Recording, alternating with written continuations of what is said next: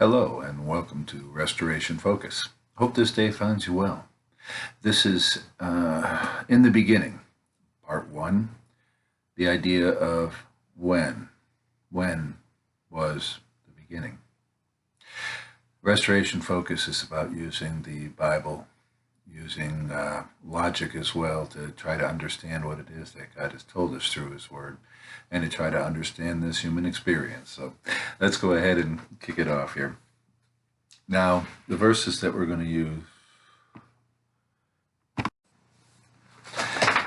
Genesis chapter 1, verses 1 through 2, as well as verse 28. 2 Peter chapter 3, we're going to use verses 5 through 7, but verses 5 through 13 are a really great example. For time, we'll stop at verse 7, but if you get a chance, read all the way through to the end of 13. 2 Corinthians chapter 12, verses 2 through 4.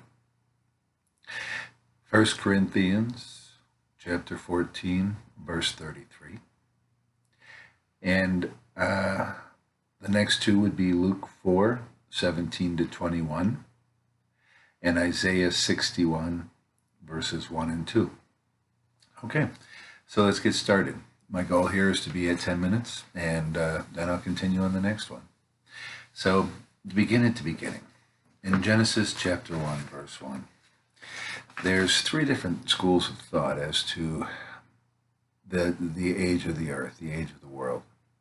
The first school of thought is the idea that the earth is old, and that each of the days that are talked about are not really days, but they're periods, they're epochs, they're time periods where things are going on. There's a second theory that the earth is very young, that the earth was created, Adam and Eve were in the garden, and from that time till now has been, well, give or take 5,000 to 7,000 years, maybe as many as 10. And so they would postulate that this is a very new earth based on their understanding of the Bible. Now, the third version is what I call the hybrid, and I think I'll leave that for last because I think that's the one that makes the most sense. But let's go ahead and begin with the first one. The idea that the earth is billions and billions of years old in day one, where it said, God said, let there be light, and there was light. And it was a billion years that were here on the earth when the sun and the moon and the planets, and there was a bang and all this other stuff, and it was all trying to settle in. None of which makes sense scientifically. Has to break a lot of rules of science to try to even pretend to be science. But let's forgo that for a moment. And so what they would say is that that first day was very much the Big Bang and the Earth setting itself. And that was maybe a few million years, maybe a billion. Then the second day would be you have the water coming. And then you have the firmament coming, and then on, the animals beginning, and all this other stuff that they would go through. And they would talk about it being in periods. Biggest problem that this gives for them, and the problem it would give for anyone who believes this theory, is the idea that original sin. If God were to do that, it was taking him, did it take him that long to do it? Was he just building very slowly? Was that the problem? Was that the issue? It's possible. Possible he was building slowly. But fossil evidence doesn't suggest that. Fossil evidence suggests that there were things here that existed for a certain period of time, suddenly ended, and then suddenly life began again. And so fossil evidence doesn't really support the epic or the old earth theory.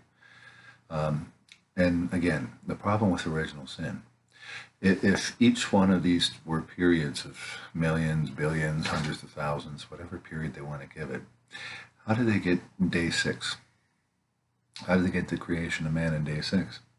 And then if day 7 God rested, And each one of these days were billions of years. That means that man's been here for billions of years. So which man sinned? Was that Homo erectus, African near man, Java man, Peking man? And are we then responsible for somebody from a billion years ago? You know, it's, and if so, and we waited all this time for Jesus to come and fix it, um, what God was not a personal God, or God is a personal God. God has power. He's able to change things, or he's not. When the world ends, is the world going to end slowly? Is Christ going to come back and it's going to take billions of years for him to restore his kingdom? As I said, the theory doesn't hold a lot of water. It creates a lot of problems. It creates a lot of theological problems, and as a result, it's not the best case scenario. The young earth theory has just the opposite problems. Young earth theory has the idea of the archaeological evidence. The archaeological evidence definitely suggests that there were dinosaurs, that there were other creatures that existed on this planet well back in ancient history, and that you can document them through stratus, through carbon-14 dating, and other methods that they existed, that they're real bones. You know, there's a theory that goes around that it was something Satan planted. It was Satan's trick. Are we giving a lot of power to Satan? Does Satan have the power to create bones with DNA embedded in them, and then take those bones and bury them all throughout the world at different various levels? Did he have his followers do it? How did they create the bones? The idea that Satan created them and put them in to try to fool us.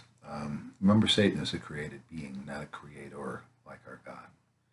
And that gives him entirely too much power. But the archaeological evidence gives the young earth theory a lot of trouble. A lot of times they'll say that they were here at the beginning and that they were hunted to extinction. They had talked about a bunch of great hunters in the Bible, and you know, also talks about a unicorn if you look in Psalms. So what is the issue here then? Well, the issue or the problem here becomes the idea that the archaeological evidence, the physical evidence, God tells us in 1 Corinthians chapter 1, Romans chapter 1, I'm sorry, that Romans chapter 1 says that nature declares his handiwork. That as we're looking at nature, it's like we're reading a book that God wrote about himself. And if that's the case, then when we look at nature and we're looking at this evidence, it's not fake evidence that we're looking at. We're not looking at a fake nature. We are looking at actual evidence that the earth is older than the 10,000 years we think it is. They suggest there may be some problems with carbon-14 dating process. I agree. There may be. But I think the evidence is pretty overwhelming that the earth is older than 10,000 years, and that the universe is older than 10,000 years. So that brings us to the third theory, my favorite. And the third theory is one that's called the hybrid theory. And that's one that all those verses I just gave you a few minutes ago are going to come in handy on this next video. But the way the hybrid theory works, it's like this. It says that there's a time gap between verses 1 and verses 2 of Genesis 1. A gap theory, I've heard it called as well. And the idea then is that God created the heavens and the earth in verse 1. It lets us know that God is creator, not a scientist. He didn't take a world that was already here and manipulate it in some way to make life. He made everything that is. He's bigger than the entire universe. So that was the first thing that we needed to know, was the immensity and the power of God, and what was there at the beginning was God, not the universe. God creates the universe. And then in verse 2 it says, and the universe became without form and void. And when we get to that verse there, it was without form and void, and that word was in Aramaic is the idea that it was as the result of a process.